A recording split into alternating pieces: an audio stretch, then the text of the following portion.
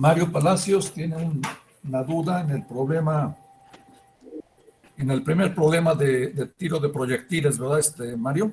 Ah, sí, sí, Por ahí te mandé unas observaciones. sí, me dijo que sí estaba incorrecto la solución que yo daba. Sí, déjenme poner el enunciado. Sí.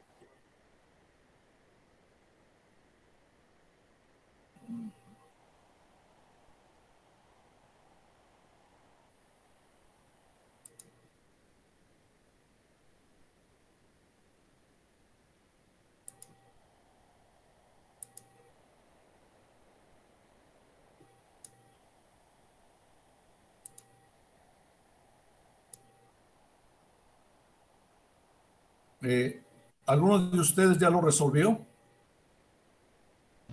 Sí, profesor. ¿Quién eres? Noé. Noé. Bien. La pregunta más importante, ¿y los demás tienen alguna pregunta o nada más Noé lo ha resuelto? Yo también ya lo resolví, profesor. Bueno, ¿quién eres? Díganme su nombre, por favor, que no los tengo aquí en la vista. Alfredo Morales. Ok. Los demás, 30 y tantos que hay, ¿ya los resolvieron? También ya lo resolví. Sí, yo también, profesor. Sí, profesor. Ángel Cristóbal. Igual, profe. Yo igual. Igual. Vamos a dejarlo al azar para que me digan. ¿Se presentó alguien? Pues bueno, el 17 es Martínez Arredondo Alexis. ¿Estás presente?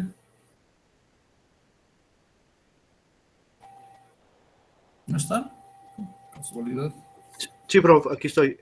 No lo he resuelto, disculpe. Ah, pues por eso estaba yo preguntando. Sí. ¿Por qué no lo has resuelto?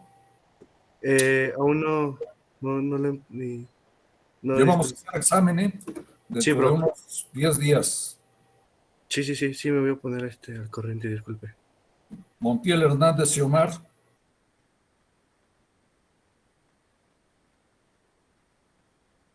¿No estás presente? Sí, profe, aquí estoy. ¿Y tú? Yo más o menos lo empecé a resolver. Tengo un pequeño bosquejo, pero aún no lo termino. ¿Y tienes alguna pregunta en ese problema? No, creo que no. Creo que en el que me va a surgir preguntas en el tercero. No, Pero hasta estamos ahorita... en el primero. Ah, no. No, hasta ahorita no, profe, no. Entonces ya lo resolviste. No, le digo que no he llegado todavía al resultado, ya lo empecé. Por Solo he eso, aprobado la lista ¿en 1. dónde tienes la pregunta en este problema? ¿En dónde te atoraste? No, no me he atorado, simplemente no lo he terminado porque he estado haciendo otras tareas, profe. Bien. Orlando Vargas, Bartolo Vargas.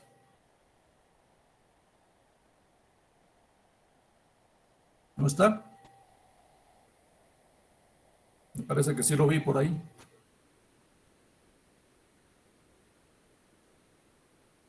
¿Ya no está?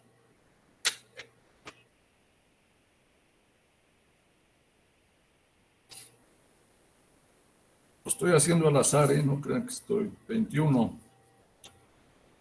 Margarita Moreno Aldana. Aquí estoy, profesor. ¿Qué pasó? Ya lo debes de tener, ¿no, Margarita? Sí, ya lo tengo. Bueno, ya lo debes de tener por lo mismo. Sí. Cristóbal Salas Ángel. Hola, profesor. Sí, de igual manera yo lo tengo. ¿Ya lo tienes? Sí. ¿Cómo lo resolviste? A grandes rasgos. Lo resolví pues con la ecuación de movimiento de ese proyectil y después expresé en coordenadas en la X como la componente de esa velocidad 0 y la Y igual como la componente, y con la ecuación de la recta la pendiente pues es tangente de B y Beta. pues ya de ahí es álgebra. ¿Qué fue lo que derivaste? Derivé respecto a alfa. ¿Y qué fue lo Derivé que... las ecuaciones, la ecuación del movimiento Sí, pero ¿qué variable? de Y. No, Respecto a alfa. no, ¿y por qué Y? No, o sea, derivé respecto a alfa. Sí, pero ¿por qué derivaste Y respecto a alfa?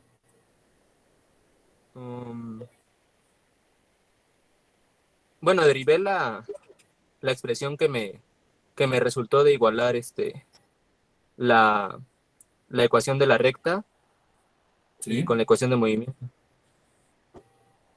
sí, está bien, pero fíjate bien en la pregunta. Ujú. ¿Qué variable fue la que derivaste con respecto a alfa?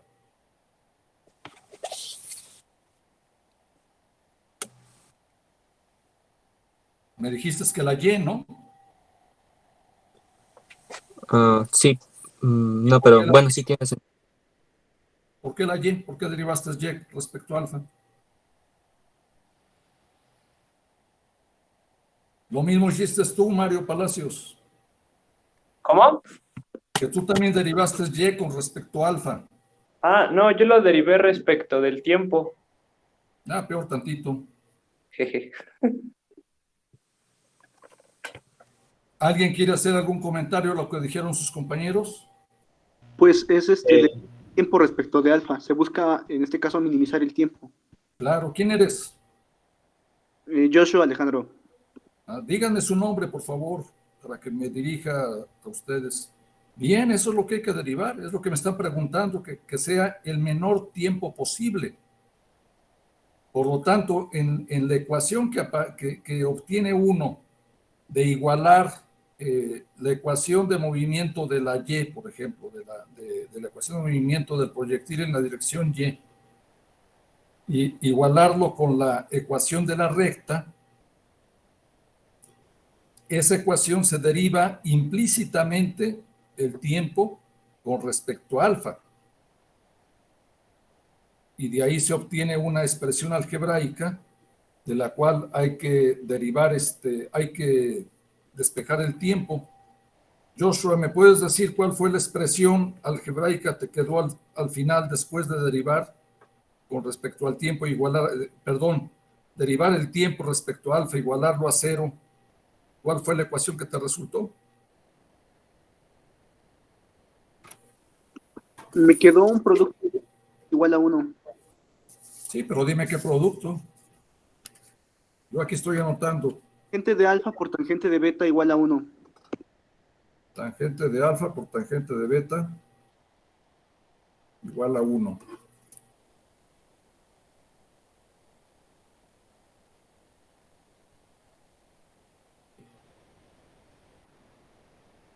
Muy bien, está bien. Ya de ahí sale la relación, ¿verdad?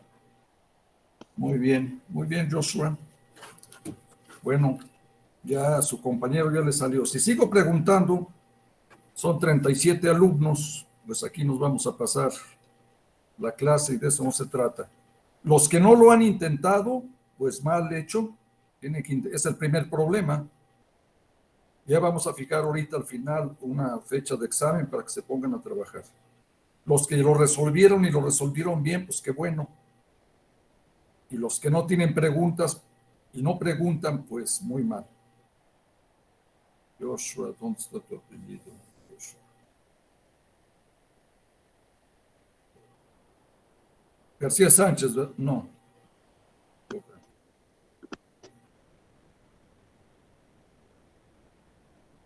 No te encuentro. Mi apellido es Licea. Licea. Sí, ya te vi. Joshua. Bien, muy bien. Bueno, entonces, ya anoté también los que no me supieron decir nada.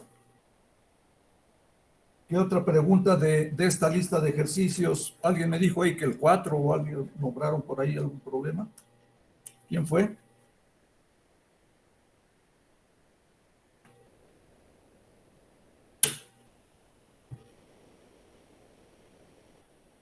Alguien me preguntó, creo que sobre el 4, que dijeron que quería preguntarme sobre el 4. Es lo malo de estar a distancia. Profe, yo tengo duda, pero en el 3. En el 3. Sí, porque no me sale, bueno, toda la expresión que le sale a usted. Me falta el último término, pero no sé qué estaría haciendo mal. Pues sí, a ver, déjame ver.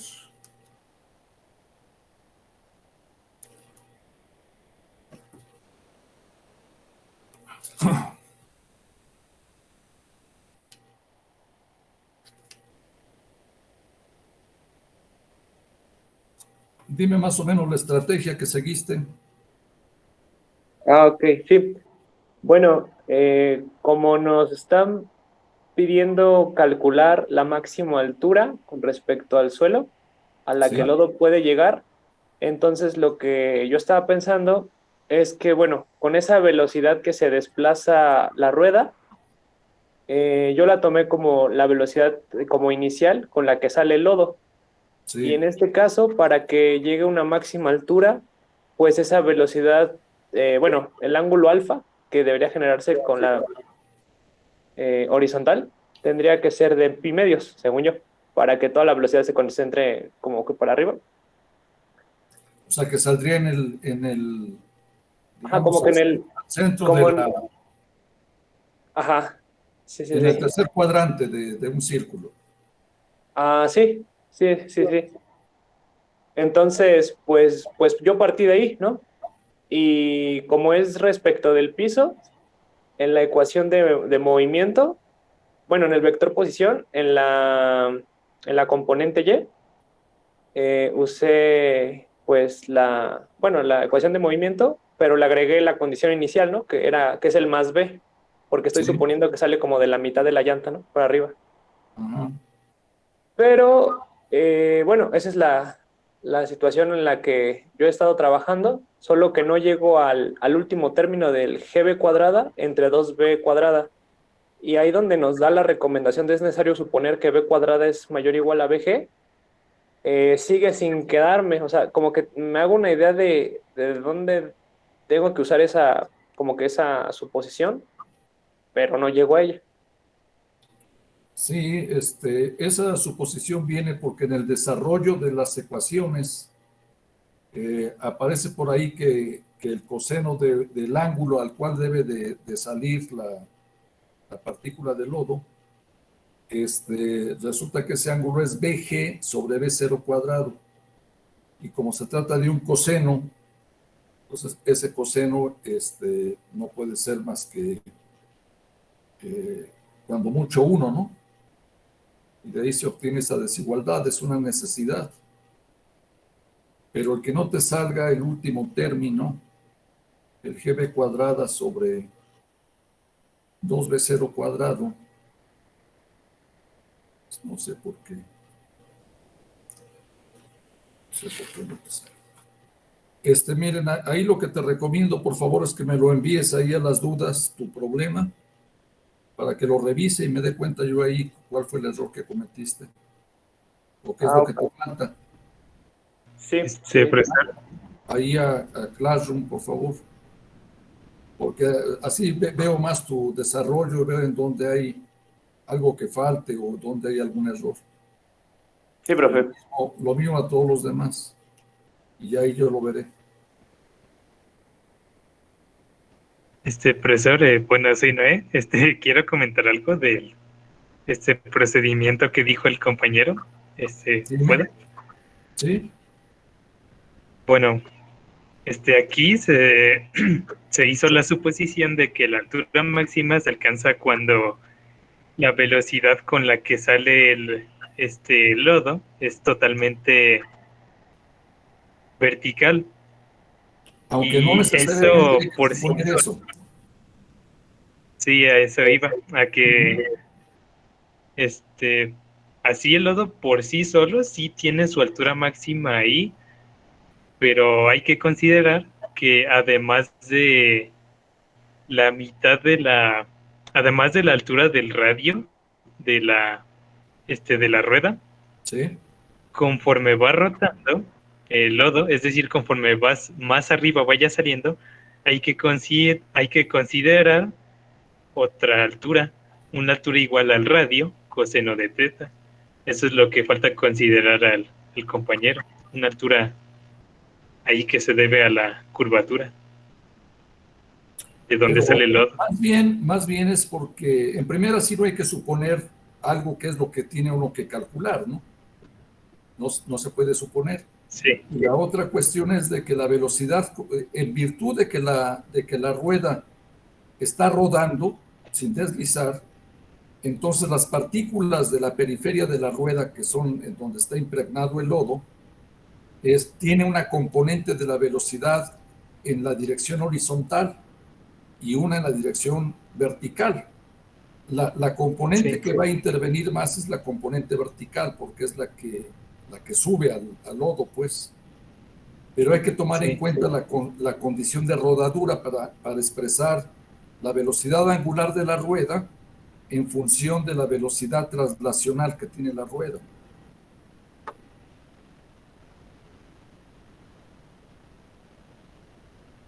¿Sí? Sí.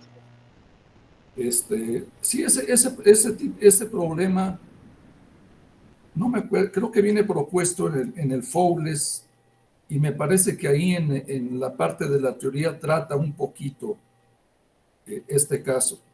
La pregunta que les hago a todos, ¿entienden bien lo que es la condición de rodadura? De que haya un movimiento sin deslizamiento. Si no me contestan, quiere decir que todos lo saben. Y si todos lo saben y empiezo a preguntar y no me lo saben decir, pues eso sí, ya les leí unas frases ahí la vez pasada o antepasada, eso sí no me gusta, porque para eso estoy aquí, para tratar de contestar sus dudas. Bueno, profe. ¿Todos saben lo que es la rodadura de un cuerpo? No, yo no. ¿Quién eres? Yo tampoco, profe. Pues Tampoco yo, profe. ¿Quién quería intervenir un poquito antes de que hablaran? Bueno, era precisamente que le iba a decir que no sabía. Lo veo rapidísimamente, porque esas condiciones las vamos a estar utilizando mucho en los problemas. Si eso no lo saben, pues no van a poder hacer las cosas. Y además después se va a complicar un poquito más cuando el rodamiento sea sobre otro círculo, lo que sea, pues. Déjenme ver, acá está. Miren, en el caso de que tengamos un cuerpo de sección circular, como este que les estoy indicando, lo están viendo, ¿verdad? Sí, sí se ve. Sí, se ve. Bueno, esto puede ser una esfera, un cilindro, un disco, un aro, lo que quieran, que ruede, que pueda rodar. El que un objeto de este tipo ruede significa lo siguiente. Se puede ver de varias maneras. Una es la que está ilustrada aquí en este dibujo.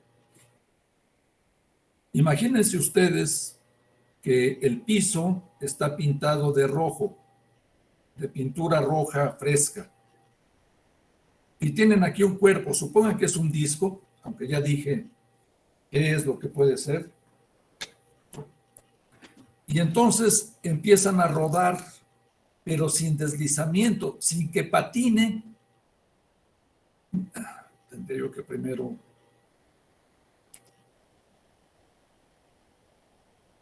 explicar eso, pero bueno, a ver, después tengo que poner otra figura por ahí. Imagínense que este es un disco de tal manera que esto no está patinando, o sea, que no está girando mucho y desplazándose poquito, o que está trasladándose mucho y girando poco, sino que realmente va rodando como una bicicleta, digamos, como si fuera una bicicleta, no una motocicleta ni un coche, porque esos pueden darle un arrancón y entonces va a estar girando mucho y avanzando poquito.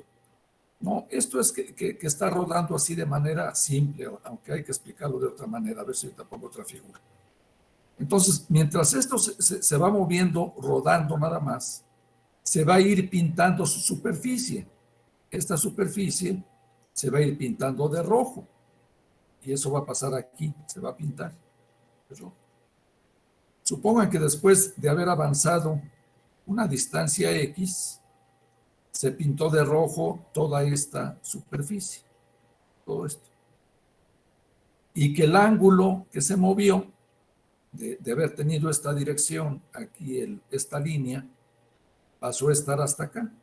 La línea que estaba aquí, si quieren ustedes pintada en el disco, ahora está acá. Por lo tanto, de haber estado en esta dirección y pasar a esta, describió un ángulo phi. Un ángulo phi. La longitud de arco, que está pintado aquí de rojo, pues ustedes bien saben que eso es R por phi. Phi medido en radianes. Ya no voy a preguntar qué es un radián porque pues ya estaríamos. Entonces, cuando esta longitud de arco iguala al desplazamiento, que es lo que pasó aquí porque se pintó de rojo, entonces decimos que el movimiento de este cuerpo sufrió una rodadura, que no se deslizó, que no hubo un patinaje.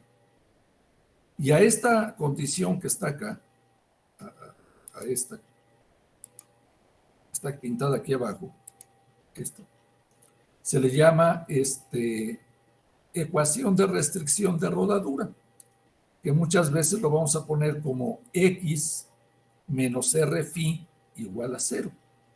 Es una ecuación de restricción, porque me está restringiendo el movimiento del cuerpo a que no patine.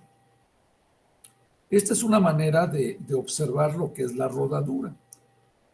Pero junto con esta manera de verlo, también tiene que ver con el hecho de que el punto de contacto del cuerpo con la superficie permanece en reposo instantáneo, porque ustedes dirían, ¿cómo que va a estar en reposo?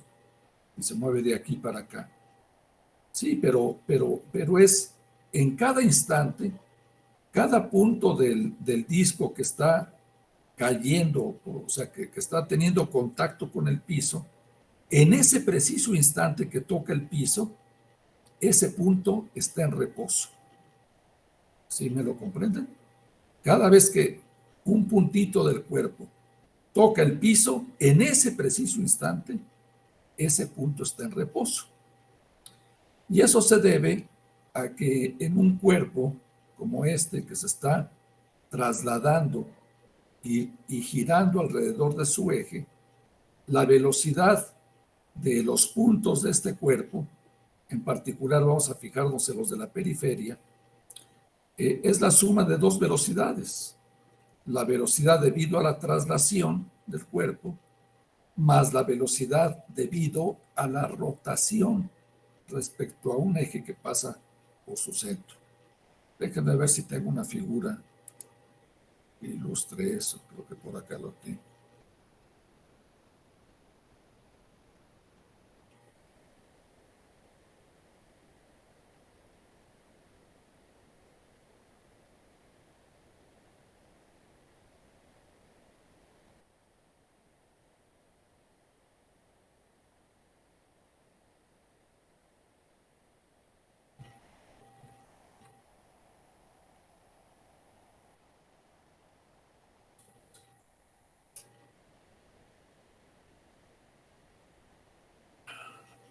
Dejen buscarlo, déjenme un segundo, un minuto mejor dicho.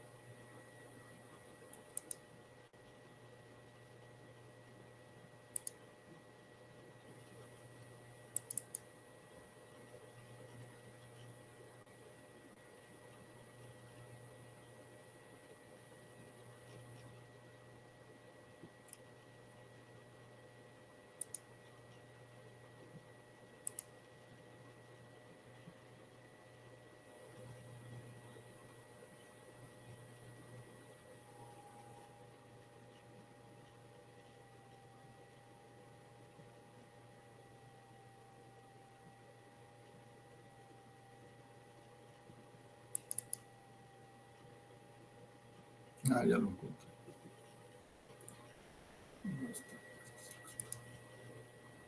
Ya lo encontré, está aquí.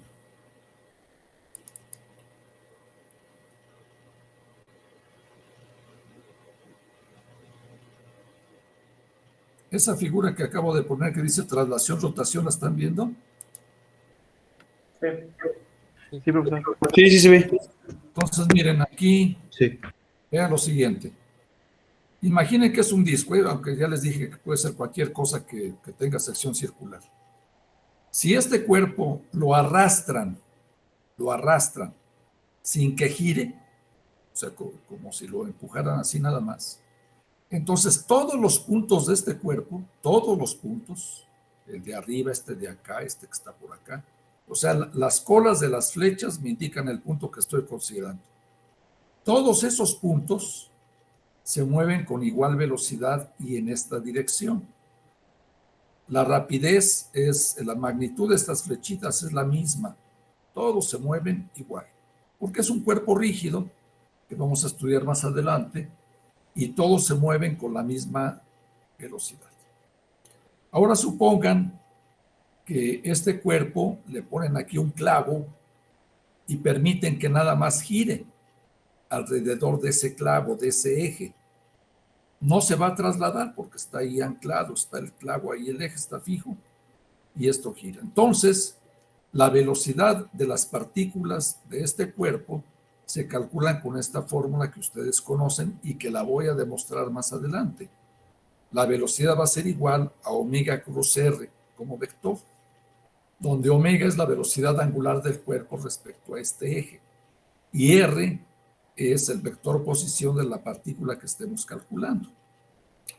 Entonces, como está aquí mostrado gráficamente en el dibujo, la velocidad, por ejemplo, del punto P, que está acá, debido a la rotación, pues es omega cruz r. Si esto está girando así, en el sentido de las manecillas del reloj, el vector velocidad angular apunta hacia adentro del plano. El vector posición es esta r que está aquí. Y cuando hacen el producto vectorial de omega cruz r, les da este vector BR, que está acá. No tiene la flechita, pero es vector.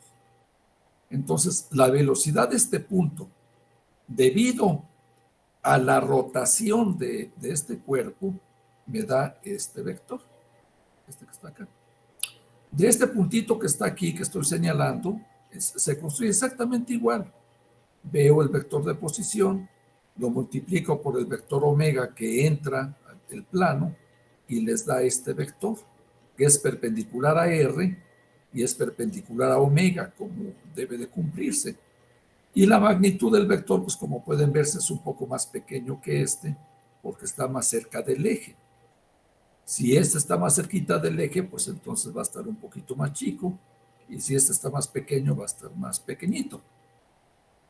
Y el punto que está allá arriba, el que está allá arriba, pues va en esta dirección, por lo mismo que acabo de explicar. Y el que está aquí abajo, si se fijan, viene a la izquierda, porque el R viene para acá. Y al hacer el omega cruz R, les da este vector. Entonces, fíjense, si me fijo yo en el punto de contacto, este punto de contacto, y ahora considero que ambos movimientos suceden simultáneamente, o sea, que se está trasladando y está girando al mismo tiempo. Entonces, si yo quiero calcular la velocidad del punto de contacto, pues vectorialmente vemos que debe de ser BT menos BR, o sumarlo vectorialmente. Y entonces, cuando estas dos velocidades son iguales en magnitud, este puntito estaría en reposo, cuando considero que ambos movimientos suceden simultáneamente o instantáneamente. Y entonces decimos que este cuerpo rueda sin deslizar, aunque ahí se hace énfasis, porque desde el momento en que diga uno que rueda, ya significa que no hay deslizamiento, pero muchas veces, para ser más enfático, se dice rueda sin deslizar, cuando estos puntitos son iguales.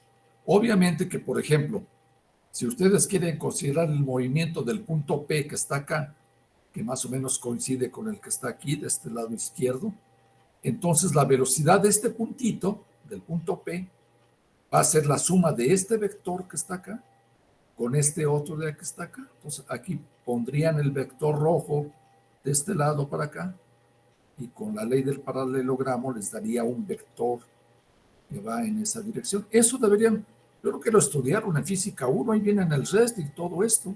No sé si ya se les olvidó o qué pasó. Tenía otro, pues acá viene, qué bueno que acá está. Acá está. Lo que les estaba tratando de decir ahí arriba.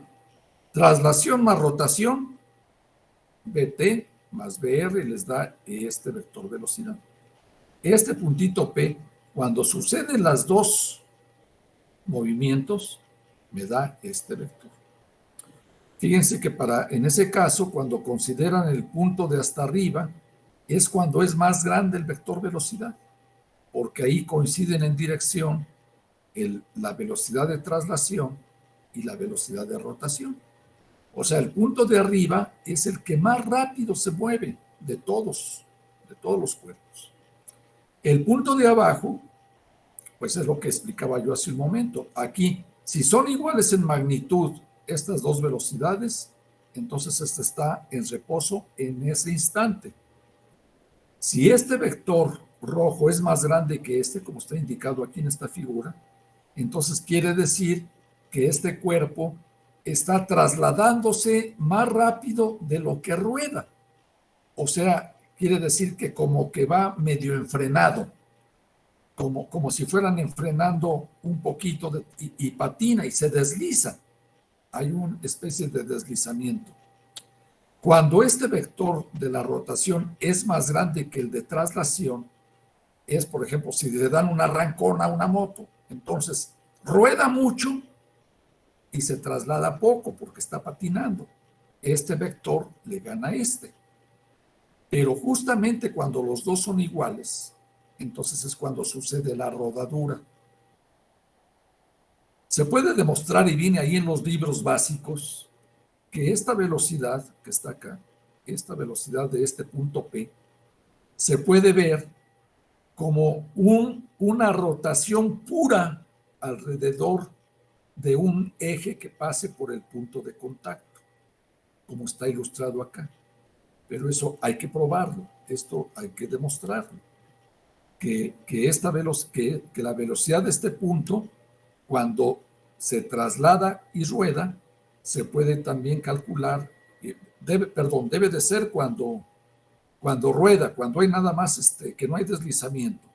Entonces aquí, como no hay deslizamiento, este punto está en reposo instantáneo. Entonces ahí colocamos nuestro eje y podemos considerar una rotación pura, sin traslación, y de esa manera podemos calcular también la velocidad total de este punto P, considerando pura rotación. Eso lo vamos a ver cuando veamos cuerpo rígido, pero ya deberían de tener nociones y yo quiero imaginar que varios de ustedes ya lo saben. Y los demás, pues tienen que tomar sus libros por ahí. Eso viene ilustrado hasta en los libros, en todos lados. Básicos, en los básicos, pues. Bueno, ¿alguna pregunta? Ya más o menos quedó claro y se acordaron lo que es el rodamiento. Sí, profe. Sí, ya con esto un poquito mejor, profe. Claro. Bueno, entonces vamos a regresar a los problemas. Entonces, estos son de cinemática, esos ya, ¿no? Eso que les acabo de explicar, lo van a aplicar también en el problema 2. En el problema 2, porque dice, una rueda se mueve sin deslizar uniformemente por una superficie horizontal, etcétera, etcétera. Este es más sencillo que el 3. El 2 es más fácil. De estos 4 problemas, ¿hay alguna pregunta? Bueno, ya como última pregunta. Sí, Del dime. cuarto profesor, el alcance máximo bueno, si mal no lo interpreté, es cuando el proyectil llega a ese punto P, Sí. el alcance máximo es como su componente en X, ¿no? Si tú eliges los ejes que lo pueden hacer y es recomendable que lo hagan, si tú pones el eje horizontal en la dirección de la colina, el eje X, y el eje Y lo pones perpendicular a la colina, esa es una manera de atacar el problema.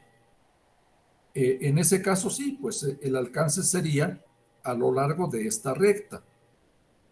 Pero también se puede resolver el problema como está indicado acá, poniendo los ejes, el horizontal así, el X acá y el Y acá. ¿Cuáles son las diferencias? En este caso, en el caso que está aquí dibujado, la gravedad, la aceleración del proyectil va en la dirección menos Y, ¿no? Va hacia abajo. O sea que la aceleración del proyectil nada más sucede en la dirección vertical, hacia abajo. Y de ahí pueden usar las ecuaciones de proyectiles que hemos estado utilizando.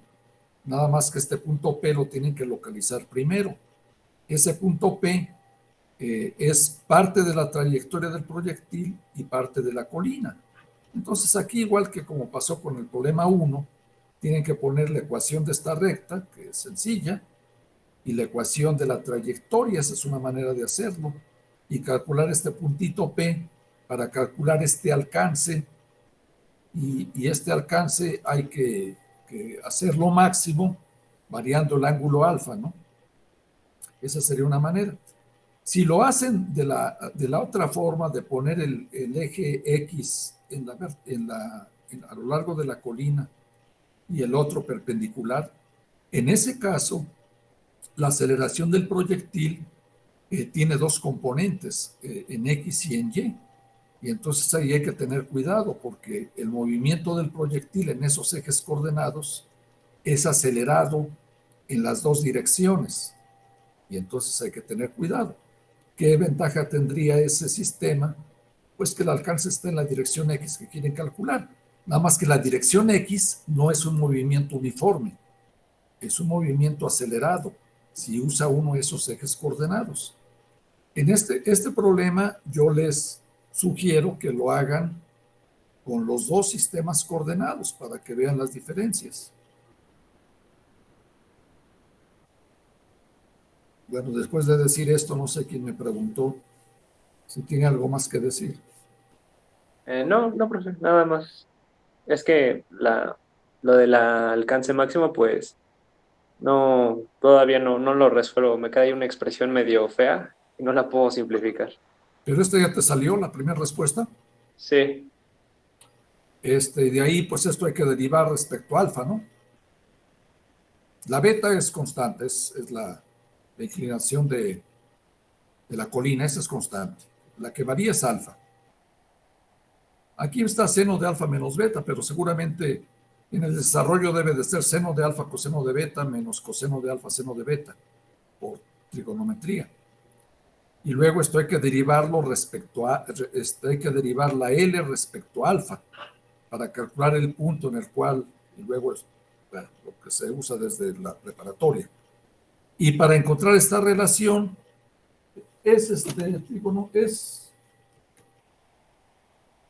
déjenme buscarlo, es trigonometría sencilla. Es trigonometría, ahí es un problema de trigonometría para llegar a ese resultado. Ok. Bueno, no había pensado eso de derivar respecto al alfa. Pues sí, porque te preguntan el alcance máximo. El máximo se refiere porque pregunta el problema, ladera le llaman acá, calcule el alcance L del proyectil sobre la ladera en función del ángulo. Ahí está, del ángulo alfa. Calcule el alcance del proyectil sobre la ladera en función del ángulo alfa y el máximo alcance. Este problema viene planteado en la RESNIC, la física 1 o de vocacional, si ustedes quieren. Bueno, luego me dicen que algunos alumnos o compañeros, no digas que es tan fácil porque no es tan fácil. Pues sí, pero pues hay que ¿Cuántos ya lo intentaron? Otra vez la misma pregunta. ¿Quién ya lo hizo? Yo. Yo, profe. Yo también. Bueno, Igual, ¿quién no? Yo todavía no, profe. ¿Quién eres? Maite. Maite. ¿Y por qué no lo has intentado, Maite? Yo me refiero a Maite porque fue la que preguntó, pero los demás que están callados, lo que yo digo es para todo el grupo, por favor, no tomen las cosas personales. Claro está que me estoy refiriendo a alguien y luego no se sienten bien, pero créanme que no lo hago por hacerlos quedar mal. Es que yo lo que pretendo es que tengan ustedes seguridad en lo que hacen y que se pongan a trabajar. El llevar una licenciatura no es cualquier cosa, tiene uno que tomar esto en serio. El número 15, Licea ya me preguntó. El 8, Eric Rodrigo García Dávalos. Aquí estoy. ¿Qué has Planteado hecho tú, Eric? a solucionar los primeros 3 ejercicios, pero todavía no llego a este. Todavía no. El 7, Nereida Fernández Arce.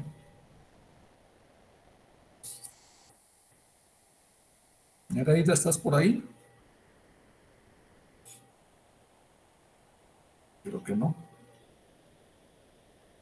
Vladimir Briceño.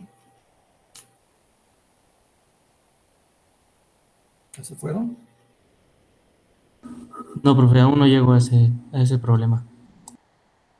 Bueno, si le sigo, no sé, último, 30. Villanueva, Juan Antonio.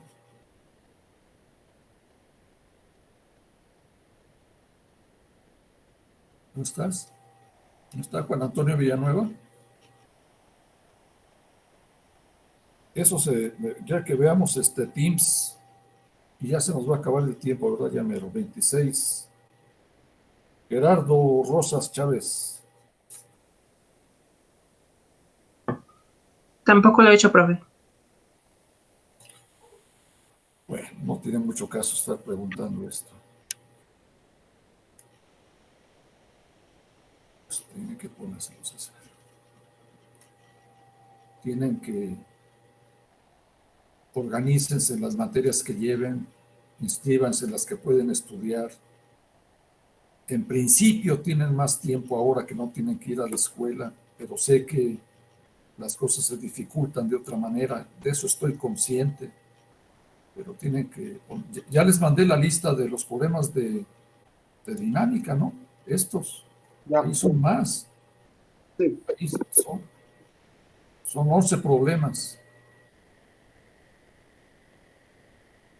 Bueno, ahorita en los 5 minutos que tenemos, miren, en la próxima clase, el miércoles, voy a ver conservación de energía, que es algo que, como ya vimos, está contenido en la segunda ley de Newton. De hecho, en la teoría que hemos estado viendo, aquí de las leyes de Newton, de alguna manera ya enunciamos la energía.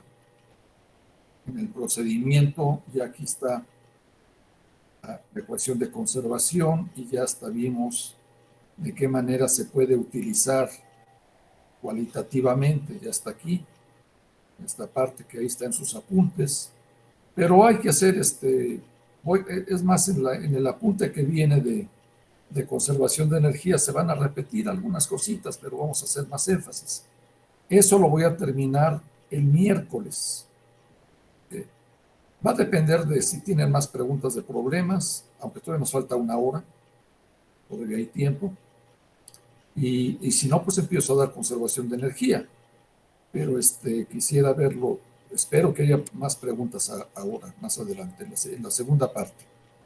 Entonces ya vayan pensando en que un examen, a más tardar, va a ser de este viernes que viene, en 8 días, no más de ese día. Tal vez lo hagamos el miércoles de pasado mañana en 8. A lo mejor es la fecha más tentativa. A más tardar sería el viernes. Entonces ya vayan pensando en eso para que vayan haciendo los problemas. Y como les indiqué, es probable que sean de la lista, pero lo más probable es que sean que no, que sean otros problemas, porque la comunicación está muy... No quiero, tengo que exigirles, porque si no, pues cómo los examino. Ya aquí hay problemas, algunos son sencillos, perdón. Algunos son sencillos, otros, este es laborioso. Son de segunda ley de Newton que vieron, pues ya deberían haber visto. Todos son Newton, ya pudieron haberlo visto, en todo caso en física 1, para no estar tanto. Tal vez, viene medio hecho en el Fowles, el 10. Sí, el 10.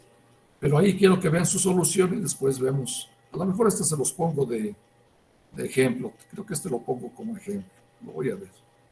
El problema 11 tiene varias versiones. Lo he puesto infinidad de veces en exámenes ordinarios, en ETS, en extraordinarios. Hay varias versiones. Y los vuelvo a poner los mismos, y mucha gente no lo sabe hacer. ¿Qué hacen? Pues que no estudian. Simplemente es eso.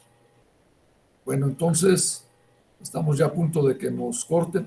Bueno, ahorita regreso. ¿Alguien por ahí puede ver el reloj de cuántos minutos tenemos? ¿Como 2? 4. 4 podemos hacer algo. ¿Tienen alguna otra pregunta? Sí, una breve del problema 2. ¿De esta? ¿De este? Sí. ¿Eres Noé? Sí, soy Noé, perdón. Aquí hay que suponer que la rueda nada más rueda una vez, es decir, que recorre una distancia de 2πr o...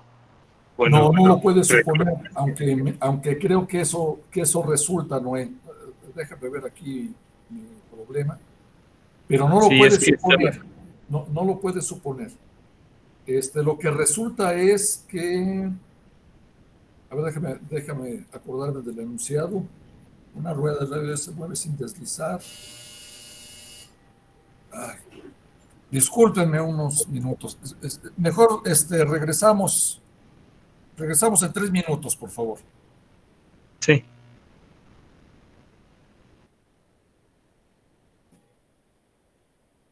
Enunciado.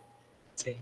Una rueda de radio R se mueve sin deslizar uniformemente, o sea, quiere decir que va a velocidad traslacional constante por una fuerza horizontal que no está mostrada ahí. Del punto A de la rueda se desprende una partícula de lodo. ¿Con qué velocidad V se mueve la rueda si la partícula, después de estar en el aire, cae sobre el mismo punto de la rueda? Muy bien.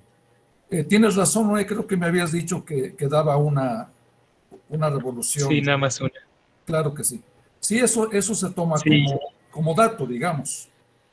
O sea que... Sí, y es que...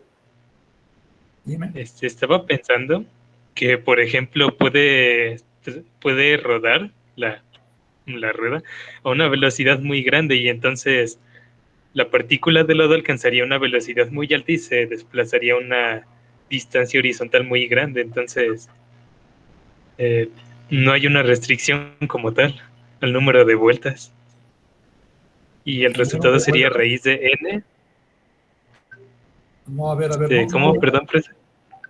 No te entendí, Noé.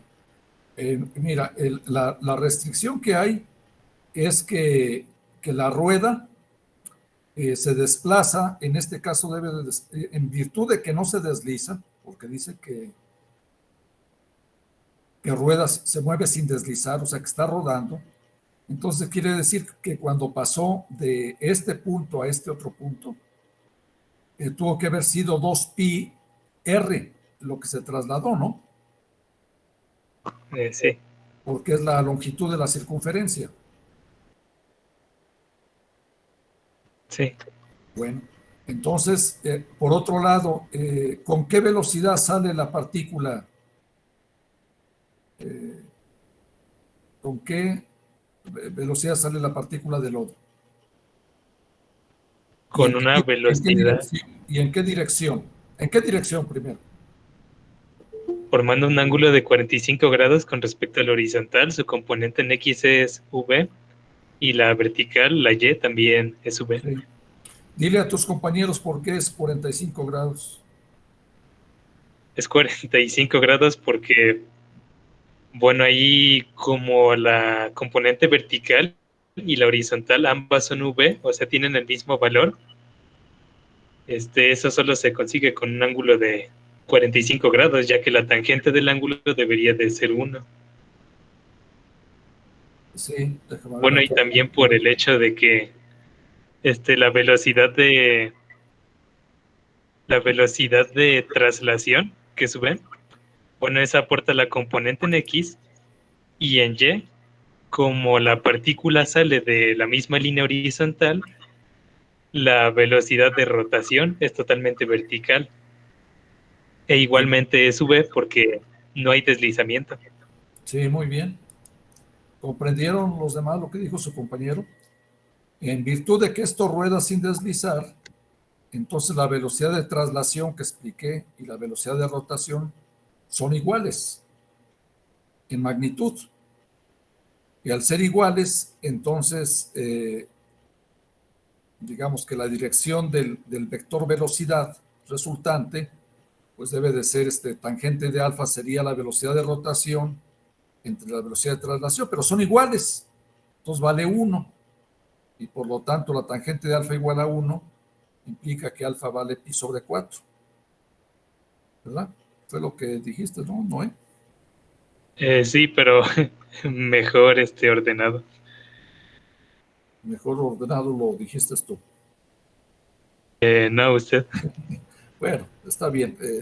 Al buen entendedor, pocas palabras. Pero entonces ustedes entendieron. Recuerden que si alguien no entendió, pues dígalo. Entonces, vean, o sea, la velocidad inicial con la que sale la partícula de lodo, engañosamente podrían suponer que va en la dirección vertical, pero no es así, porque la rueda se está moviendo a la derecha. Entonces, al estarse moviendo a la derecha y al mismo tiempo estar girando, entonces las partículas de lodo tienen dos componentes de la velocidad. Por el hecho de que se traslada, es una velocidad en esta dirección, ¿sí? Y por el hecho de que está rodando, tiene una dirección vertical, como lo expliqué antes. Entonces tiene dos velocidades. Bueno, no es que tenga dos velocidades, sino que tiene dos contribuciones, la de traslación y la de rotación. Pero en virtud de que no se desliza, o sea, de que rueda, la magnitud de esas dos velocidades son iguales, ¿sí? Y la resultante de esas dos velocidades, al ser iguales los dos catetos, pues el ángulo es de 45 grados. Aquí el sentido común podría ser un poco engañoso, porque diría uno, oiga, pero la partícula de lodo, ¿cómo es que va a ir a una dirección de 45 grados? Como que le estorbaría la rueda. No, porque la rueda se está moviendo a la derecha, ¿sí? No le estorba. Entonces, ya tienen ahí un dato. El ángulo con el que sale el proyectil es de pi sobre 4, medido en radianes. Por otro lado, ustedes saben que lo que se desplaza en la partícula de lodo es el alcance que tiene el proyectil, ¿no? Y ustedes tienen una relación para el alcance. Van a su formulario, van a sus apuntes y ven cuánto vale el alcance. No tienen que demostrarlo. Podrían irse con las piedritas y sabiendo ya la velocidad de traslación, también ponen ahí, luego lo sustituyen, pero no. Van y dicen, el alcance del proyectil es tanto, que está en función del ángulo de lanzamiento. Pero ustedes ya saben cuánto es el alcance. Es 2πr. Entonces, de ahí ustedes pueden calcular cuál es la velocidad inicial que debe de tener. La velocidad en magnitud del proyectil, porque recuerden que en la ecuación del alcance está la magnitud de la velocidad, que es v0. Pero como les están preguntando la velocidad de traslación de la rueda, dice, ¿con qué velocidad V se mueve la rueda? O sea, esta es la de traslación. Pues esa es ya tienen el ángulo, ya calcularon la velocidad inicial que tiene el proyectil, pues la velocidad de traslación sería esa velocidad que llamen de V0 por el coseno de alfa, y ya saben que alfa vale pi sobre 4, y ya les sale el resultado. Que me imagino que Noé ya lo tiene ahí entendido. Sí, llegué a ese resultado suponiendo que la rueda nada más gira una vez. Sí, y que estuvo muy bien dicho. Primero te dije que no, pero es que no me acordaba bien del enunciado. Pero sí, ese es un dato, ¿no? Dice, para que caiga en el mismo punto en el que partió, ¿no?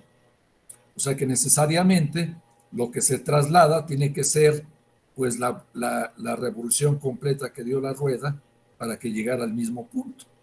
Esta longitud de aquí para acá necesariamente debe de ser la longitud de la circunferencia. Muy bien.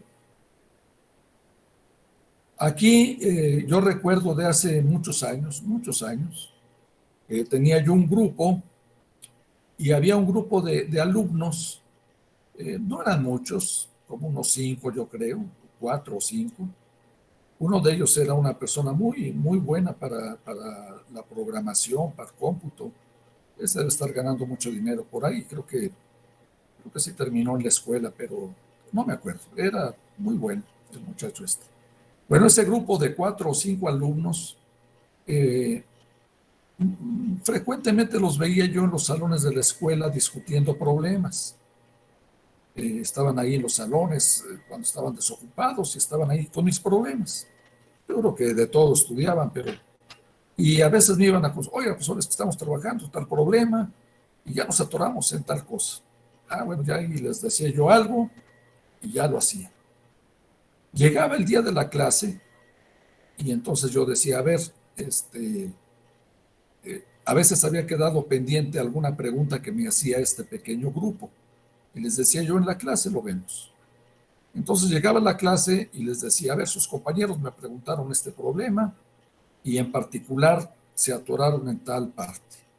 Entonces se los voy a aclarar. Y ya les decía, pues es que es así, así. Ellos decían, ya, profesor, ya entendimos dónde. Y yo les decía, ¿y los demás? Digo, ya ven, los que ya trabajaron el problema, los que ya estuvieron atorados y demás, ya entendieron y ya saben qué es lo que deben de hacer. ¿Y los demás?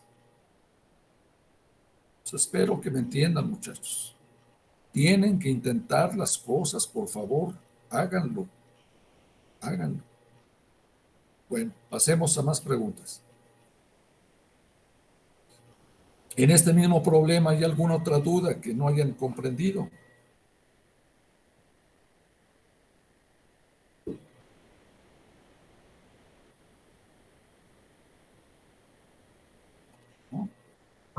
No, creo que no, profe. Bueno, ya algunos de ustedes ya empezaron a ver los problemas de segunda ley. Sí, yo. Sí. Entonces, pero deben ser pocos, ¿no? Entonces, a lo mejor en estas 3/4 de hora que tenemos, o un poquito menos, puedo empezar a ver la conservación de la energía, porque además es tema muy sencillo. Y lo que primero voy a abordar son cosas que hasta de la prepa, pues, o sea, es sencillo. Entonces, déjenme avanzar un poquito y además unas cosas ya las vimos en la teoría de la segunda ley y lo van a ver un poquito repetido. Entonces voy a empezar a ver la conservación de la energía y en la siguiente clase espero que haya más preguntas sobre los problemas. Y ya la siguiente clase sí ya voy a definir bien el día, la fecha del examen. Entonces déjenme buscar el apunte de conservación.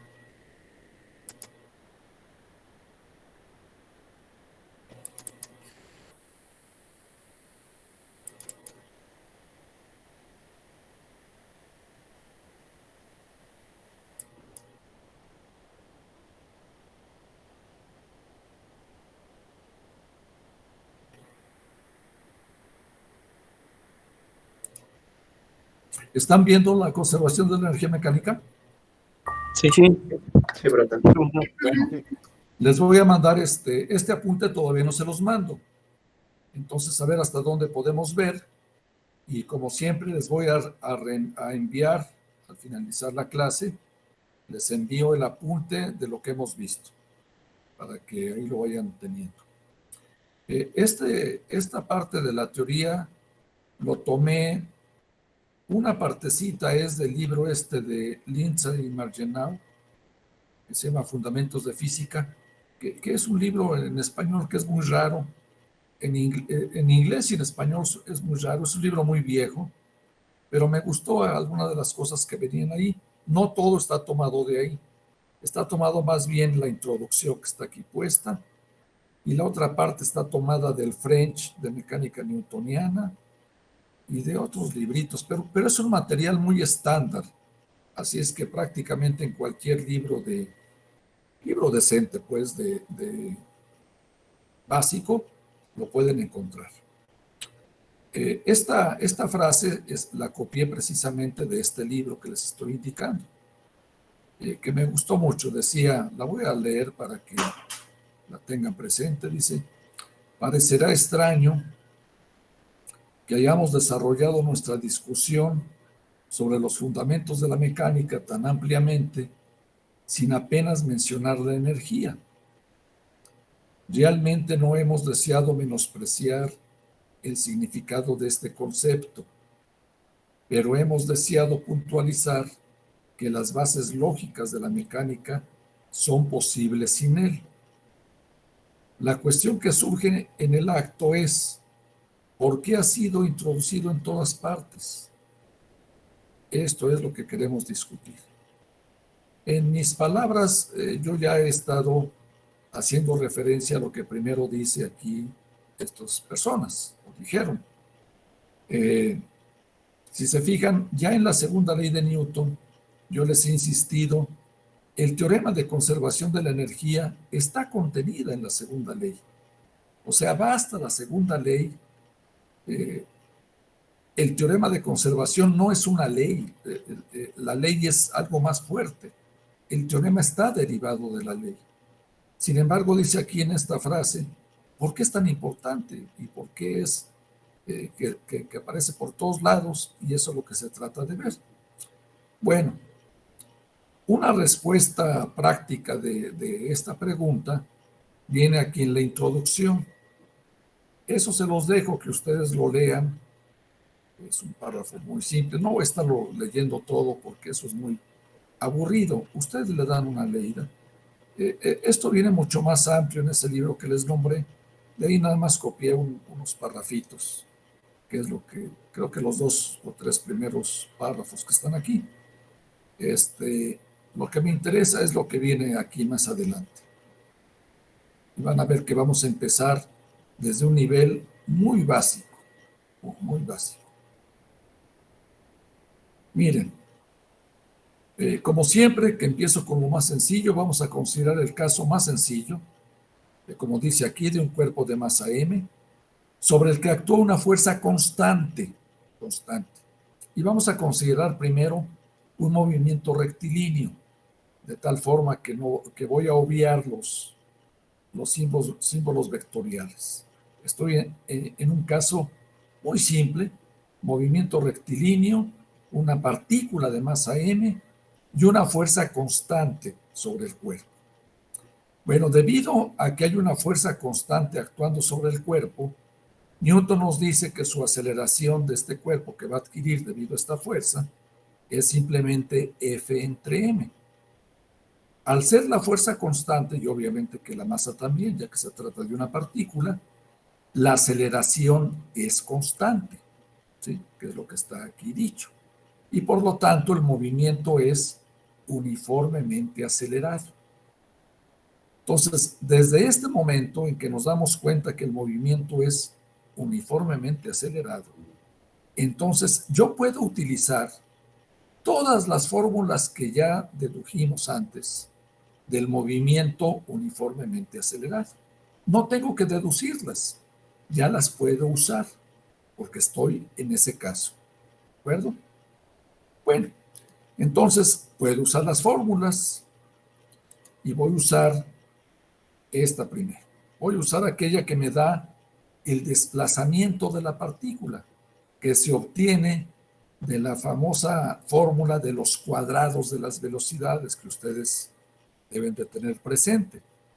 Si yo supongo, aquí no está dicho, voy a suponer que la partícula se traslada de un punto de coordenada, de una posición x1 a una posición x2, recuerden que es un movimiento rectilíneo.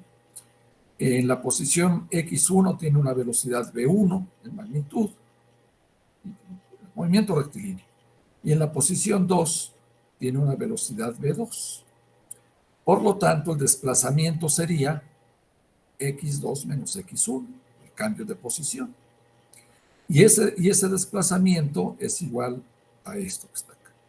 A b2 cuadrado menos b1 cuadrado sobre 2a.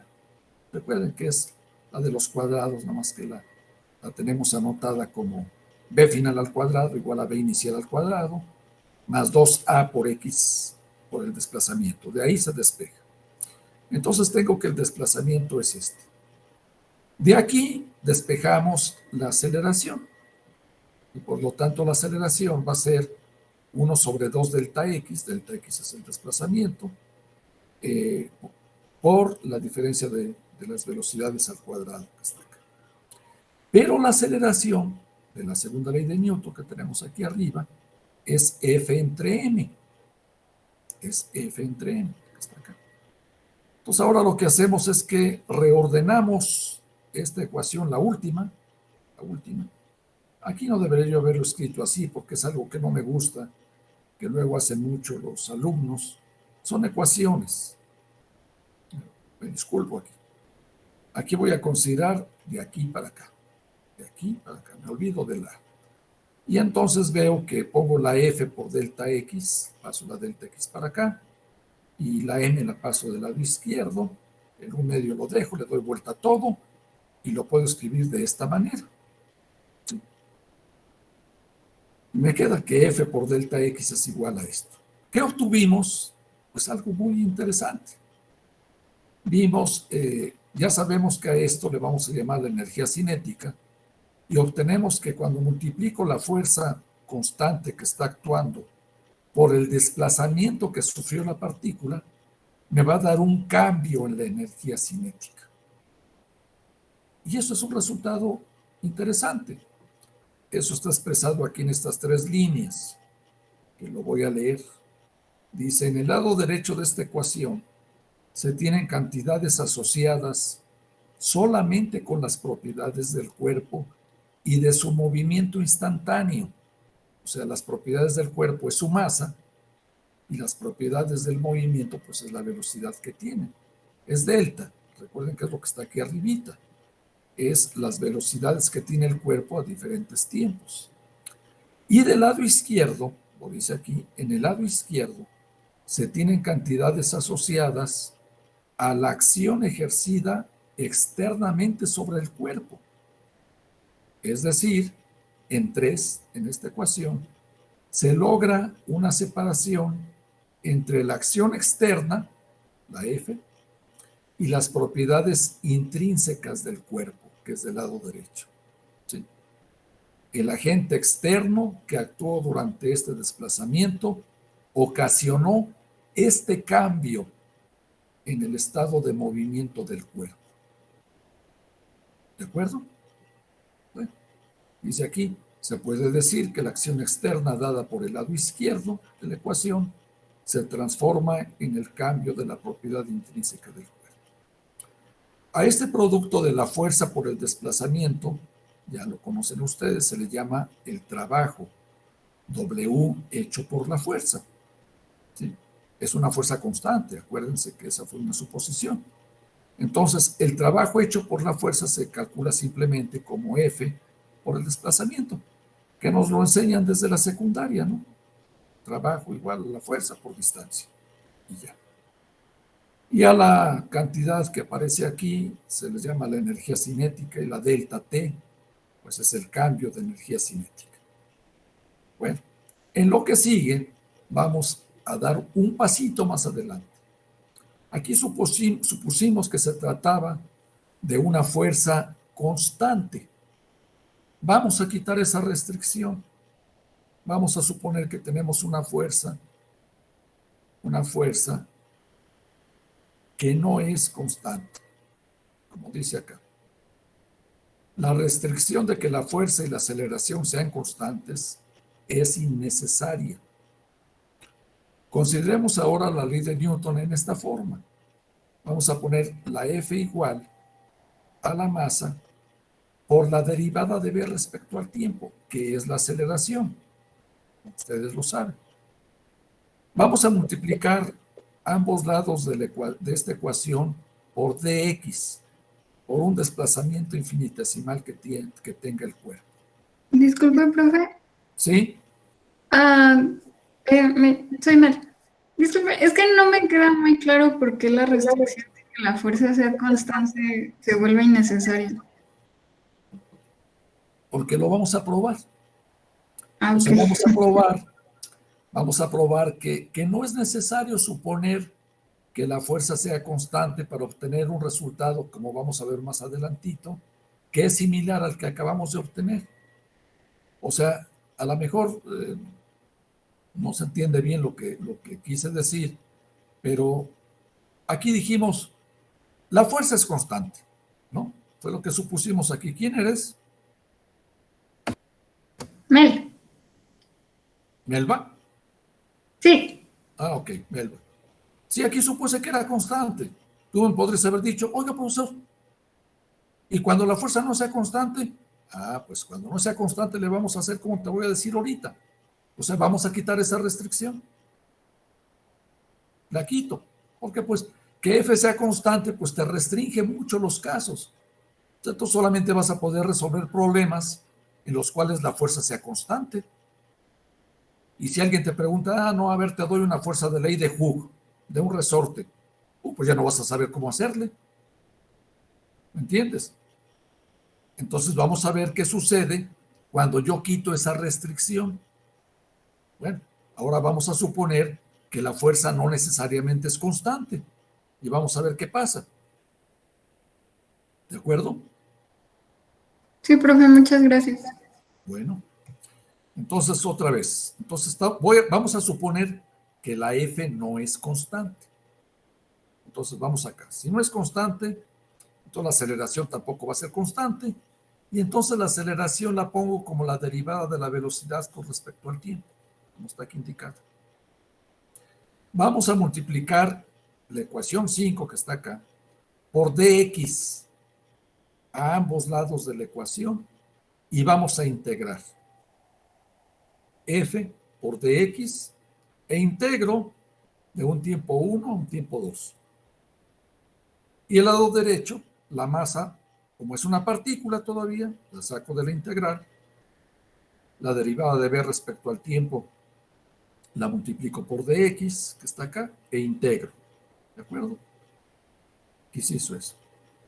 Ya les dije antes, cuando vi la teoría de Newton, por qué es que multiplicábamos por el desplazamiento, y más bien va a ser por la velocidad, lo vamos a entender cuando quitemos la restricción de que el movimiento sea rectilíneo, ahí se va a ver más claro. Bueno, en el siguiente paso vamos a transformar el integrando de este lado de la ecuación. La derivada de v respecto al tiempo por dx que está acá, vamos a aplicar la regla de la cadena. Vamos a derivar la velocidad primero respecto a la posición y luego la posición respecto al tiempo. Estas dos cosas que están aquí es lo mismo que la derivada de v respecto al tiempo. Vean, es como si se cancelara dx, pero no son fracciones. Es la regla de la cadena que ya llevaron ustedes 4 cursos de cálculo mucho más avanzado que esto que estoy viendo acá. Entonces les queda esto. Pero la derivada de x con respecto al tiempo es la velocidad, ¿no? Entonces esta velocidad es la v que está acá. Esta es la velocidad, ¿sí?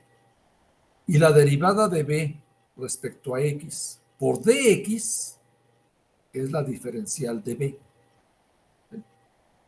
Véanlo ahí en Kuratowski, en el libro de cálculo que hayan visto. Que sepan, ahí está escrito. Entonces vean, este integrando que está aquí arriba, lo puedo transformar en este que está aquí. Entonces me regreso a la ecuación. El lado izquierdo lo dejo igual, la masa igual, y en lugar de poner esto, pongo B por dB. Ahí lo pongo. Y esto ya lo puedo integrar fácilmente. Ahí está. B por dB, ya, es un medio de B2 al cuadrado menos B1 al cuadrado. Se supone que aquí 1 sería la B1 y 2 sería B2. O sea, del estado 1 al estado 2, aquí son posiciones, aquí son velocidades. ¿Está claro hasta ahí? ¿Sí? Sí, claro. Del lado izquierdo, vean que, como dice aquí abajo, el primer término de 6, que es esto, dice, es el trabajo realizado por la fuerza. Vean que aquí ya se generalizó lo que habíamos obtenido antes.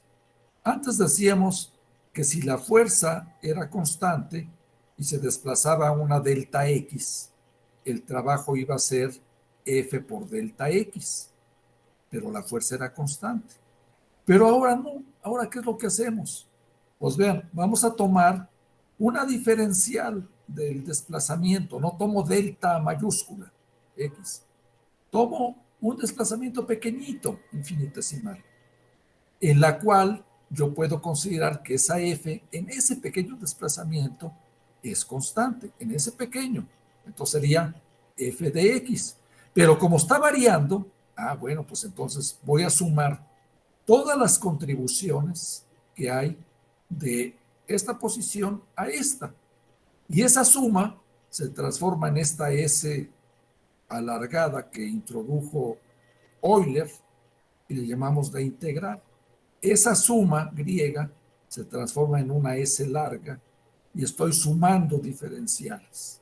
Entonces, esta suma es la suma de las diferenciales de trabajo que hay entre estos dos tiempos, en donde la F ahora es variable en todo el rango. Yo dije antes que en este pedacito la podíamos considerar constante, pero no. Ya en todo el trayecto, pues lo sumo. Nada más que me tienen que decir quién es la F para que pueda yo hacer esta integral. Del lado derecho es más simple, porque esta integral que está acá es simplemente esto que aparece aquí. Entonces vean, del lado derecho aparece una cosa idéntica a la que obtuvimos para el caso de una fuerza constante. Ahí está, igualita. Ahí está, esta ecuación. ¿Qué fue lo que varió? Pues que del lado izquierdo ahora tengo la integral de F de X. ¿Por qué? Porque ahora la fuerza no es constante, no puedo estar. La F aquí es la misma desde X1 hasta X2. Acá no, acá cambia. Por eso se usa la integral, por eso voy a sumar los pedacitos. Integral, pero ustedes ya saben lo que es la integral. Entonces, obtengo una fórmula más general. Tengo que ahora, bueno, la F no es constante, pues ponla aquí e intégralo. ¿Cómo hago esa integral? Pues dime cómo es la fuerza. Si no me dices cómo es la fuerza, no puedo hacer nada. Si me dices, pues es que es una de ley de Hooke, pues entonces aquí le pongo menos K por X. Y ya puedo integrar, ¿no? ¿Qué es la gravedad? Pues bueno, que es lo que sea. Bueno, la gravedad sería constante. Que varía como, les voy a dejar ejercicios. Pues ya se pone aquí, se hace la integral y ya saco ahí lo que me estén preguntando. Pero en forma obtengo el mismo resultado. Tengo ahora la integral, la fuerza, el trabajo de la fuerza hecha aquí va a ser igual a la variación de la cantidad, a la variación de la energía cinética. Este es el famoso, como dice aquí abajo, teorema del trabajo y la energía, o teorema de la variación de la energía. Le dan varios nombres, es lo de menos. Lo importante es lo que nos está diciendo. Bueno, ¿alguna pregunta? No, profe, con esta parte no. Muy bien, continuamos. Bueno, ahora vean, la manera más fácil de resolver esta integral es suponer que la fuerza dependa nada más de la posición. Por ejemplo, la ley de Hooke, que depende de la posición, por ejemplo. Es la manera más fácil. Si eso sucede, si la fuerza solamente depende de X, que es la variable que estoy usando, a eso se le llama a veces que F sea un campo de fuerzas, creo que le llaman así, campo de fuerza. Bueno, entonces aquí voy a suponer que la fuerza depende solo de la posición.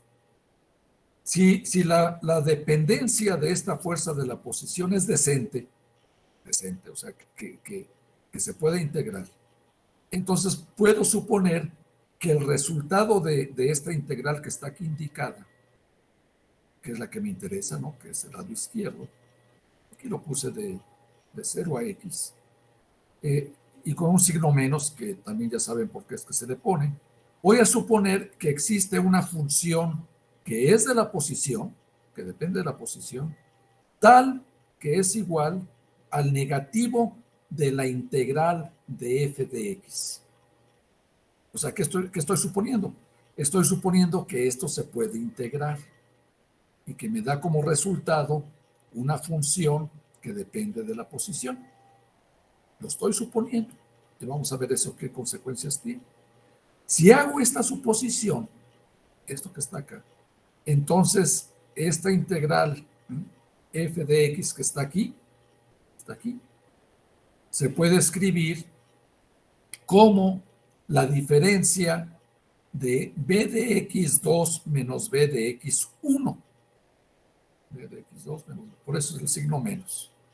De tal manera que cuando se arreglan las cantidades que están medidas en la posición 2 y las que están medidas en la posición 1, rearreglando los términos, les queda esta expresión que está aquí, donde dice 1 medio de mv1 al cuadrado más la función que aquí definí evaluada en x1 va a ser igual a la energía cinética evaluada en el punto 2 más esta función que introduje acá, pero evaluada en el punto 2. Pero si yo observo esto, que la suma de estas dos cantidades evaluadas en el estado 1 son iguales a esa misma suma de cantidades evaluada en el estado 2, pues entonces necesariamente esta cantidad debe de ser constante, porque es la misma cuando la mido en 1 que cuando la mido en 2. Y a eso se le llama la energía mecánica. Y a esa constante se le denota con la E, que ya vimos también antes. Y a esto se le llama el teorema de conservación de la energía mecánica, ¿sí? Que ustedes pueden usar siempre y cuando se cumpla lo que se acaba de decir. Que la fuerza dependa solamente de la posición. La posición no necesariamente debe ser una posición lineal. Puede ser un ángulo también. En el caso de un péndulo, es el ángulo la coordenada adecuada para medir la posición. Y si es conservativo, pues que es otra cosa que ustedes también ya saben. Cuando esto se cumple, se dice que la fuerza es conservativa. ¿Alguna pregunta? Pues, de hecho, yo le iba a preguntar si la función v... bueno, sí, no, perdón, ahora sí, de hecho le iba a preguntar si la función v de x, para que exista, es necesario que la fuerza sea conservativa. No, pero estás diciendo lo mismo. El que exista b de x ya quiere decir que es conservativo. Sí. Si uno supone que existe esta función potencial, la energía potencial, ya estamos suponiendo que es conservativo. Sí. Y pues nada más la fuerza es conservativa. Desde el momento en que asumes que esto se cumple, es lo mismo que decir que va a ser conservativo. ¿Por qué? Por lo que viene adelante. Sí. Sí. También, aunque eso lo veo ya aquí en el caso más general, lo vamos a ver, una manera también de verlo es que la fuerza sea derivable de un potencial. En el caso de una dimensión es que sea menos el gradiente o la parcial de B respecto a X. Es completamente lo mismo que estoy diciendo acá. Si la f de X se pone como menos la derivada de B con respecto a X, entonces te da lo mismo, porque entonces te resulta la diferencial de B, que la integras y te da este mismo resultado. Pero eso se ve de manera más clara cuando lo hacemos en 3 dimensiones, que es en la parte que sigue, que vamos a obtener lo mismo, y por acá se va a escribir de otra forma, y aquí se pone como un gradiente, que es la parte que sigue, pero ya vectorial, porque vamos a quitar ahora la restricción de que la fuerza dependa solamente de la posición. O, mejor dicho, vamos a quitar la restricción de que el movimiento sea unidimensional. Y lo vamos a hacer ya vectorial. Y vamos a ver vamos a llegar al mismo resultado, pues. Esta parte, sobre todo, bueno, ya que terminemos la parte vectorial, eso viene muy bien hecho en el libro de Sharms de análisis vectorial. ¿Se llama así? Sí, análisis vectorial. Ahí viene demostrado todo esto de la suficiencia y la necesidad y suficiencia lo pone ahí como ejercicios resueltos. Le quieren dar un vistazo ahí. Yo no me quiero entretener tanto en eso porque, sea como sea, esto es un repaso. Tenemos que llegar a lo que nos interesa lo más pronto que podamos y todavía nos falta mucho. Entonces vamos a continuar si no hay preguntas. Tenemos todavía como 15 minutos, ¿no? Más o menos. ¿No hay preguntas? Bueno, al menos vamos a introducir la parte que sigue. Entonces dice aquí, consideremos el caso general. El cuerpo está sujeto a una fuerza variable, fíjense bien, variable, en un movimiento tridimensional. Es el caso más general. Digamos que es más general, pero la masa sigue siendo constante, eso es muy importante. No varía la masa del cuerpo.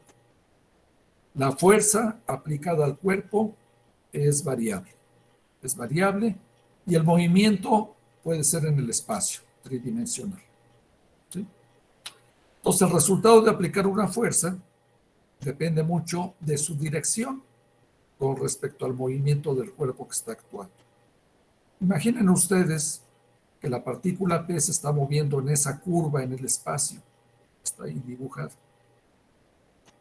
Esta partícula, este cuerpo, tiene un vector de posición medido desde un origen inercial que se eligió por ahí. Tiene una velocidad v, que recuerden que es tangente a la trayectoria. Ahí está dibujada la velocidad v. Y vamos a suponer que está siendo afectada por una fuerza roja que está acá, una fuerza F, que puede ser variable. Ya quita esa restricción, ya no es constante. Pero si se pueden dar cuenta, la partícula se va a estar moviendo en la curva esta, en esta trayectoria, y por lo tanto, el vector velocidad va a ir cambiando de dirección, ¿no? Cambiando porque es tangente a la trayectoria. Va a ir cambiando. Y puede cambiar en dirección y en módulo, ¿sí? Y la fuerza también puede estar cambiando. De tal manera que la dirección que hay entre estos dos vectores pues es variable conforme la partícula se mueve. ¿Está claro cuál es la generalización que estamos haciendo o que estamos pasando ahora a un caso todavía más general que los anteriores? Los anteriores deben de quedar contenidos en este caso. ¿Sí? Simplemente la curva pues la transformo en una recta y la fuerza F la pongo en esa misma dirección constante, pues ya regresé. Entonces, esto es más interesante que lo anterior. Bien. Pero surge esta pregunta que viene aquí escrita. ¿Cuál es el efecto de una fuerza aplicada en una dirección arbitraria sobre el movimiento de un cuerpo? ¿Cómo le afecta? Y para dar respuesta a esa pregunta, están estos dibujitos que están acá. Imaginen ustedes, que las figuras ayudan a dar la respuesta. Imaginen ustedes que en este estado, en el inciso A que está acá indicado, la velocidad de la partícula está indicada por esta flecha que está acá. Y que en este instante, en el instante está aquí indicado, se le aplica una fuerza perpendicular al cuerpo. ¿Sí? O sea, aquí en el dibujo, imagínense que la B ahí se ve más o menos horizontal, y ahora le vamos a aplicar una fuerza F, pero perpendicular. Perpendicular, ¿sí? Entonces, en ese instante, ¿qué va a suceder? Pues bueno, la fuerza aplicada que aquí está indicado que se aplica en este intervalo de tiempo delta t, muy pequeñito, acá se le aplica esa fuerza, en esta dirección, se va a afectar la velocidad del cuerpo, porque lo que está aquí indicado es la aceleración por el tiempo, ¿no? F1 entre m les da la aceleración que le van a aplicar a esta partícula debido a la fuerza F1 que se está aplicando, y si eso lo multiplican por delta t, que es el pequeño intervalo de tiempo en el cual lo aplicaron, pues entonces esta es la velocidad, es el impulso, velocidad que le van a agregar a la partícula que tenía ya la B, y por ese empujoncito que le dan perpendicularmente va a tener esta velocidad que está aquí indicada, la flecha esta. Lo importante que se den aquí, esta es una demostración muy ilustrativa, pero esto ayuda a entender qué es lo que va a pasar. Si se fijan, como esta F aquí se pone de este tamaño, pues para que se entienda el dibujo, pero se supone que el delta T es muy pequeñito, delta T. Entre más pequeño sea, se pueden ustedes dar cuenta que realmente la magnitud del nuevo vector velocidad va a ser muy parecido a la magnitud que tenía antes. O sea, cuando ustedes le apliquen la fuerza F1 de esta manera al cuerpo, va a variar muy poquito su magnitud. Va a cambiar la dirección un poco, pero la magnitud esencialmente va a permanecer la misma. ¿Sí se fijan? Si este cateto, si este es pequeñito, pues estas flechas se van a parecer más en magnitud y hasta en dirección se van a parecer un poquito más. ¿Sí? Ahora supongan que en lugar de aplicarle la fuerza perpendicularmente, se la aplican en la misma dirección que tiene de la velocidad del cuerpo, en la misma dirección. Le aplican una F2. Ya es diferente porque aquí está aplicada en la dirección del vector velocidad. F2 entre m me da la aceleración que le dan. Y la aceleración por delta t les da la velocidad extra. Entonces, si se fijan, aquí, si la fuerza se aplica en la misma dirección del movimiento, sí se va a afectar la magnitud del vector velocidad. Y su dirección, pues no se afecta. Va en la misma, pero sí la rapidez. ¿Qué pasaría entonces en un caso arbitrario? Cuando la aplicación de la fuerza fuera a un ángulo arbitrario, no 90 grados como acá, no 0 grados como acá, sino a un ángulo teta. Por lo que vimos aquí, entonces la variación en el vector velocidad se va a deber más a la componente de la fuerza en la dirección del vector velocidad. ¿Están de acuerdo? Por lo que se explicó aquí. Entonces, la componente de la fuerza en la dirección del movimiento es la que va a afectar realmente la variación del vector velocidad en su magnitud. ¿Por qué me interesa eso? Porque lo que acabamos de estar viendo es lo que me interesa del lado derecho. Cómo está variando la velocidad, en este caso la energía cinética. Entonces, ¿qué es lo que debo de hacer? Pues ya, como dice aquí, las figuras ayudan a dar la respuesta. Y eso viene dicho acá. Aquí viene explicado lo que estuve aquí diciendo, con otras palabras, ustedes lo ven. ¿Qué es lo que debemos de hacer?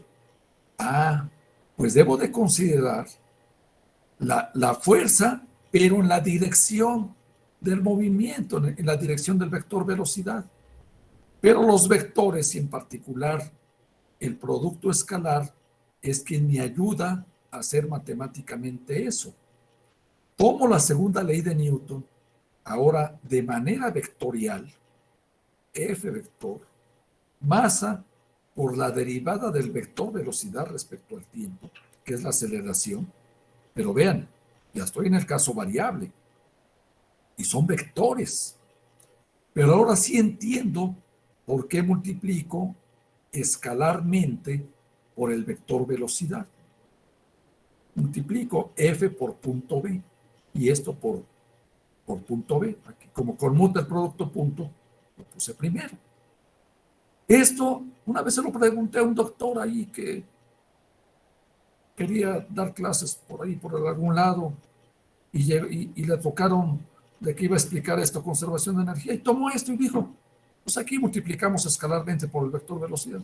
Doctor, porque yo estaba como alumno, que era juez, era jurado. Dígame por qué está multiplicando por el vector velocidad.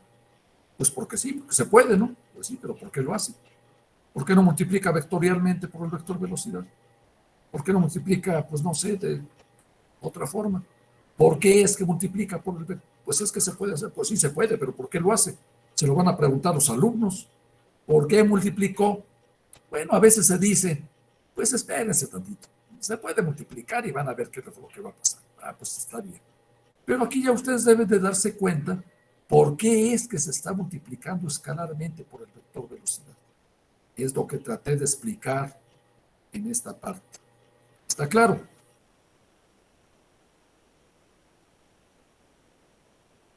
Sí, profesor. Sí. Bueno, entonces el procedimiento que sigue es similar al que obtuvimos antes. Primero, dense cuenta de lo siguiente. Tomen ustedes B.B, y eso les da B cuadrada, ¿no? En magnitud. Es la magnitud al cuadrado. Teniendo esta relación, deriven con respecto al tiempo del lado izquierdo y del lado derecho. Les da esto que está aquí. Es 2 veces, pero el 2 lo cancelan, ¿no? Y como el producto punto conmuta, pues desaparece el 2 que aparece de este lado y el 2 que aparece de acá, y me queda esto. Entonces vean que esta cantidad que está aquí, B punto, la derivada de B respecto al tiempo, la pueden poner ya de manera escalar. B punto por la derivada de B respecto al tiempo. Por lo tanto, pues ya estuvo esto muy bien. Tomo otra vez F punto B, y en lugar de poner esto, pongo esto. Pero esto que está aquí es lo mismo que lo que está aquí a la derecha. Basta con que hagan la derivada y les da lo mismo, ¿no? Se cancela el 2 y les queda M por la derivada de B respecto al tiempo. Y ya obtuvieron que F punto B es esto. Esto lo ponen en la integral. Aquí lo integran, ahí no está puesto todavía. Lo integran. Del lado derecho les queda esto. Y ahora fíjense aquí ya salió algo más curioso. B.dt es de R, es la diferencial de R vector por regla de la cadena. ¿Sí? Y esto, al poner, acá está explicado, ¿no? B de T es de R. El lado derecho es igualito a lo que teníamos antes, es que ahí no hay problema, eso ya se resolvió, ¿dónde está? Es esto que está aquí. Es exactamente lo mismo. La integral es igualita, ahí está. Bueno, aquí está un poquito diferente. Pero vean que esto que está aquí, todo esto es la diferencial de 1/2 de mp cuadrada. La integral de la diferencial de esto, segundo teorema fundamental del cálculo, cosas tan bonitas como que se cancela la integral con la diferencial. Caray, dice uno, ¿cómo es bonito eso, no? Pero no es que como que se cancela, pero se entiende qué es esto.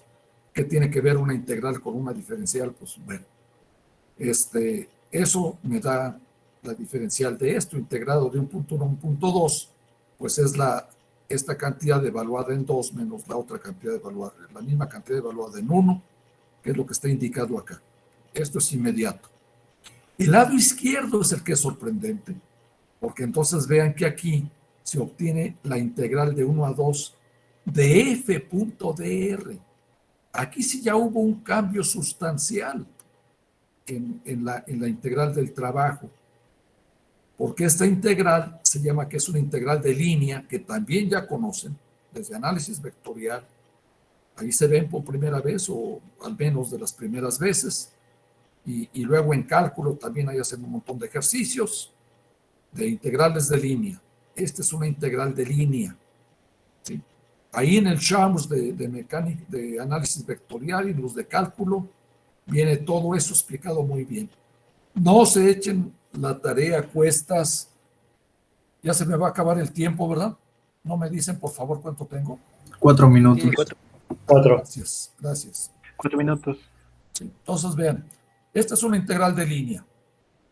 Esta integral de línea, en general, o por lo general, va a depender del camino. O sea, va a depender de la trayectoria en la cual está aplicada la fuerza. Y eso pues ya estuvo interesante. Pero vamos a empezar a hacer suposiciones. Más adelante, esto es bien explicado acá. Vamos a suponer que depende nada más de la posición.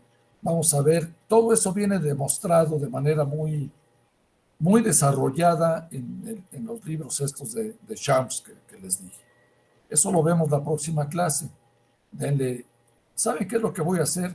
Les voy a mandar el apunte completo para que den un vistazo y así avanzamos más rápido. Y es poquito lo que falta, potencia, eso es muy ingenieril, no lo desprecio, pero es muy rápido. Les voy a mandar el apunte completo y como les dije en el libro de análisis vectorial,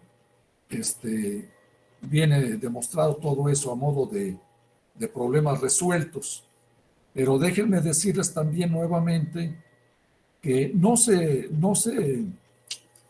es que la experiencia me dice de varios tipos de alumnos que tengo. Hay algunos que dicen, no, ya se me olvidó, esto no lo supe, me voy a poner a estudiar, regreso para el otro semestre. No, ya, pues eso ya pasó, ya. Tomen los resultados importantes, aprovechen la clase y sigan adelante. No se pongan a ir tan atrás. Yo es lo que estoy haciendo, esto no es de teórica 1, digamos, es de física 1, pero lo estamos repasando. Véanlo así, tomen los resultados, sepan aplicar el teorema de conservación, que es lo que vamos a ver, y tampoco se echan tareas enormes que entonces sería cuento de nunca acabar. Además luego las cosas se olvidan y les he recomendado que vayan haciendo ahí su diario, quien quiera, ¿no? O su formulario con anotaciones de ustedes, para que rápido acudan a las ecuaciones que necesiten, ¿no? Que las ecuaciones del movimiento uniformemente acelerado, si no me las sé de memoria, las pongo ahí, los resultados que tenemos de proyectiles, la segunda ley de Newton, que esa va a estar, todo el curso va a estar apareciendo, etcétera, etcétera. Bueno, ya no da tiempo para muchas preguntas, entonces les voy a mandar este apunte ya, se los mando más al rato, y porque me canso y de la voz y tengo que ver aquí un asunto aquí de donde vivo, pero hoy mismo el apunte. Ya va a terminar, profesor. Entonces nos vemos el miércoles. Si hay alguna pregunta sobre esto que les voy a enviar, y espero que haya preguntas de los problemas.